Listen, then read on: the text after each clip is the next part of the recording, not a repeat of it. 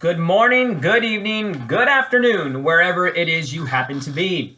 Hey guys, I hope you're having a great and blessed week, and it's about to get better because we're about to do some history dropping right now. We're going to be talking today about the progressives and the progressive era.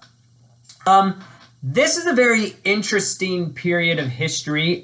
In many ways, you are dealing with people from across the political spectrum who are attempting to address issues that are plaguing American society, things like unfair business practices for workers. You're going to see issues with like child labor, long working hours. You're going to see unfair pay. Labor unions, of course, are going to be a thing here. And progressives are going to try and address some of the working conditions, the poor working conditions of folks who are working in an ever-increasing, industrializing, capitalistic society. Progressives are also going to try to deal with political and corporate corruption. They're going to try and break business monopolies, things like Standard Oil. They're going to try and break that large behemoth of a company apart so that there is a greater sense of competition in the marketplace. You're going to see progressives take on the mantle of conservationism, for example. They themselves are not necessarily environmentalists, but they are folks who understand that if urban sprawl and industrialization continue unabated, there isn't going to be any natural habitats left. And so many progressives jumped on the conservation train, and they said, hey, we need to set aside places like Yosemite so that people in the future, posterity, might be able to see these things. In fact, Teddy Roosevelt, who became president during the progressive era, he is in fact one of the first, if not the first, progressive presidents. He would be someone who would want to see Yosemite preserved so that he could go out and hunt a bear on it, that kind of thing. But the progressives and those who describe themselves as progressives, they came from both political parties, the Democratic and the Republican parties. There will eventually be a progressive political party, but that's not going to come until a little bit later. But most of the progressives of this time period, we would describe them, and I'm going to read from my notes, and I quote, we would describe them as urban, Northeast, educated, middle-class, Protestant, reform-minded men, and, very importantly, women. And we have to understand that much of what the progressives are trying to do, at least, to a degree, I should say, is they are trying to impose their standards of white middle-class values upon society, but they're also addressing some social problems that were created by urbanization, industrialization, immigration, and the like. And these people are going to be successful in a number of ways. They will be unsuccessful in other ways. I think today we might refer to the progressives as social justice folks, although not taking on the mantle of things like LGBTQ rights. They wouldn't necessarily have done that. They definitely would not have been pro-immigration. In fact, what's very interesting about the progressives is that in one hand, they want to attack things like child labor, and they want to make sure that people, certain people, particularly women, have an 8-hour workday. And then yet, in the other hand, they are very anti-immigrant, particularly anti-Japanese. And they were deeply racist. And it's very interesting that on one hand, the progressives seem very progressive-minded, very progressive thinking, forward-thinking, but in some ways, they were very old school. I'm going to read to you a second here. Dr. Foner writes the following. He says, the word progressive came into common use around 1910 as a way of describing a broad, loosely defined political movement of individuals and groups who hope to bring about significant change in American social and political life. Please understand, however, that the progressives are not the first individuals to try and make these changes. In the 19th century, you had folks like the Populists and the Grange who attempted to deal with certain problems that in many ways they were unsuccessful, and the progressives sort of picked those things up and then moved forward with them. It says progressives included forward-looking businessmen who realized that workers must be accorded a voice in economic decision-making, and labor activists bent on empowering industrial workers. Other major contributors to progressivism were members of female reform organizations who hoped to protect women and children from exploitation, social scientists who believed that academic research would help to solve problems, and members of anxious middle class who feared that their status was threatened by the rise of big business. In fact, one of the interesting facets of the progressives is that they were very much part of an idea that scientific management, almost utilizing a scientific method approach, could solve certain problems. And in fact, most of you have probably experienced a quasi-progressive, scientifically managed environment when you dealt with education. If you've ever gone to a school where you've sat in rows and chairs and you went in and you came in at the sound of a bell and you left at the sound of a bell, that's very much a progressive way of looking at life. It's very regimented, very much put in line. And it's managed well, if you will. And so if you've ever experienced that kind of educational environment, then you've experienced kind of what the progressives were about. Now, how exactly do you define what a progressive is? It's very difficult because progressivism is varied. It's vast. As one historian said, it almost defies definition because it's not like when you look at the Democratic Party or the political or the Republican Party and you can say, hey, if you're a Republican in 1920, these were the values and these were the goals of Republicans. And if you weren't, then you probably didn't adhere to those values. Because the progressives came from all walks of life and all political parties, they tended to vary in their belief systems and in their goals. My notes go on to state here that those who were labeled as progressives had a number of goals, and they largely railed against social injustices. They railed against abuses by urban political bosses. They were anti-corporate robber barons. And in many ways, many of them supported women's suffrage. It's not surprising that women gained the right to vote during the progressive era. What you have is a lot of forward-thinking folks, and a lot of them are women. And so during this progressive era, more and more folks are beginning to call for the right for women to vote. Now, of course, that comes in 1919, 1920. But in California, for example, women gained the right to vote before the Constitution was amended. Women in California had the right to vote in 1911, for instance. And so, yes, there is this progressivism that's going on.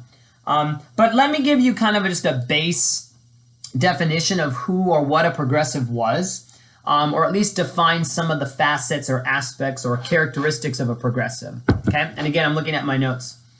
Progressives, they wanted greater democracy. And we don't necessarily mean that they thought everybody should vote. That doesn't necessarily mean that they thought everybody should have equal participation in the government. But they did believe that there wasn't enough oversight, right? If you think about the Gilded Age, basically nobody was overseeing corporations.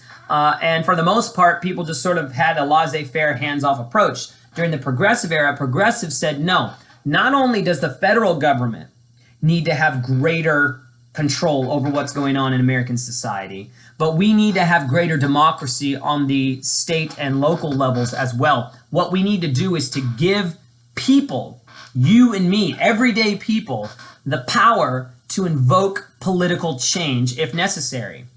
And one of the things that gets passed, again in California and then elsewhere, are a couple of tools that we still can use to this very day. They are the recall, the initiative, and the referendum. For example, if you live in California, and I come from California, that's why I use the state as kind of a jumping board here, as a springboard. If you come from California or know the history of California, you'll know that when Gray Davis was governor of the state, he was eventually recalled by the people. They didn't like him, so the people themselves had greater democracy. They pulled him back.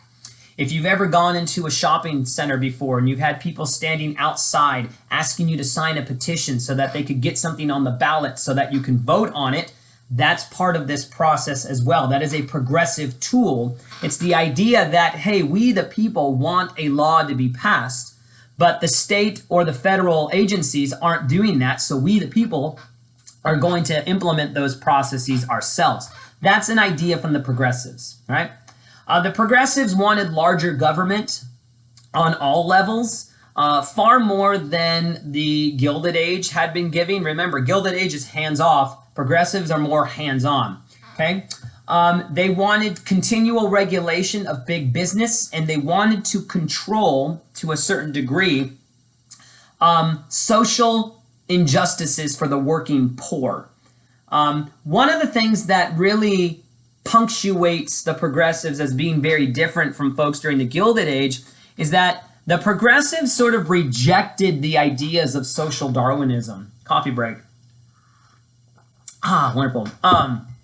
Social Darwinism, again, you might recall, is this premise, this idea that only the strongest and the most able and the most gifted should survive, right?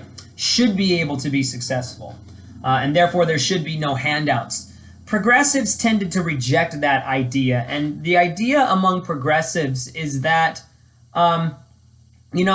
humanity constructed things like tenements. Humanity constructed obstacles that got put in the way of human progress. And humanity can tear those things down, and they can create an environment where people can thrive.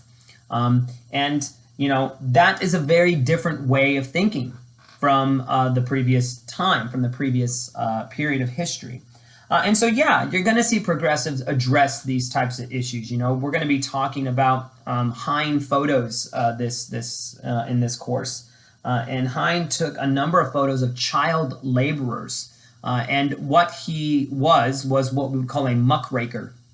Muckrakers were artists and writers who basically wrote about, took images of society, and they exposed the social and economic and corporate problems or sins or evils, and they exposed them to the world and said, hey, don't cover your eyes to these issues in society. Instead, we need to address those. You've probably heard of one muckraker before. In fact, I know you have. Jacob Riis is a muckraker, but you've probably also heard of Upton Sinclair at some point in your academic career. Upton Sinclair is known mostly for writing a book called The Jungle, wherein he exposed the hazardous working conditions of the meatpacking industry. And really what Upton Sinclair was attempting to do was to promote socialism. He was a socialist. He was anti-capitalistic.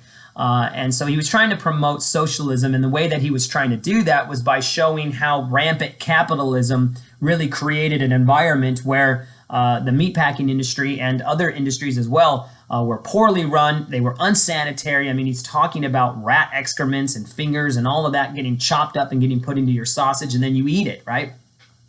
That socialism gets lost, but nonetheless, he is a muckraker.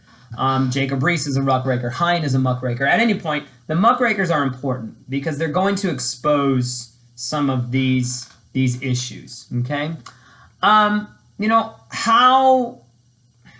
successful are the progressives? I think in many ways they were successful, and in some ways they weren't. Again, I think when we talk about social progress with respects to non-white people, those folks tended to be more disregarded by the progressives. Again, you're talking about groups of people, white middle-class Americans, who want to see their ideas and their values sort of expand out.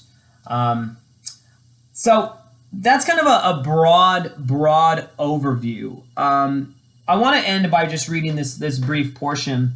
It says, the progressive era saw the expansion of political and economic freedom through the reinvigoration of the movement for women's suffrage, the use of political power to expand workers' rights, and efforts to improve democratic government by weakening the power of city bosses and giving ordinary citizens more influence on legislation. And that kind of harkens back to the recall, the initiative, and the referendum, which I think are very helpful and still with us to this very day. The progressives are an interesting group, and they are at times, I think, somewhat difficult to wrap your mind around. So as you go through this week's material, take it slow. Move through it slowly and see what you can come up with. Begin to think, what are their strategies? What is it that they're concerned about? And are they hypocritical at any point? Or do they contradict themselves at any point? It's very interesting. The progressives wanted to regulate big business, and they wanted to regulate the way in which business managed itself. And yet at the same time, they oftentimes adopted business management styles and they implemented them in other areas of American society because they thought that that type of management, that scientific management, would work really well. So it will be up to you to decide whether or not you think they were successful. And I'll be interested to hear what you have to say. So if you have questions or what have you, contact me. Otherwise, as always, go in peace, be warm and filled. May the force be with you, live long and prosper, and may the odds forever be in your favor. Have a great week, guys.